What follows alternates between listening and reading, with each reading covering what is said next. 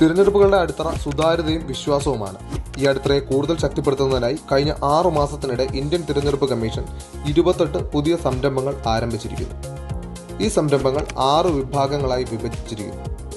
ഇന്ത്യയിൽ തിരഞ്ഞെടുപ്പ് നടത്തുമ്പോൾ തിരഞ്ഞെടുപ്പ് ഡ്യൂട്ടി ഉദ്യോഗസ്ഥർ വളരെ സമയമെടുക്കുന്നതും സെൻസിറ്റീവുമായ ജോലികൾ ചെയ്യുന്നു. അത് മണിക്കൂറുകളോളം, ചിലപ്പോൾ മാസങ്ങളോളം പോലും നീണ്ടു നിൽക്കും. ഈ പ്രവർത്തനങ്ങൾ അംഗീകരിച്ചുകൊണ്ട് തിരഞ്ഞെടുപ്പ് ഡ്യൂട്ടിക്കായി വിന്യസിച്ചിരിക്കുന്ന ഉദ്യോഗസ്ഥർക്ക് നൽകുന്ന വേതനത്തിന്റെയും ഓണറേറിയത്തിന്റെയും നിരക്കുകൾ കമ്മീഷൻ പരിഷ്കരിച്ചു. 2014-നും 2016-നും ഇടയിലാണ് അവസാനമായി ഇത്രയും വലിയ പരിഷ്കരണം നടത്തിയത്.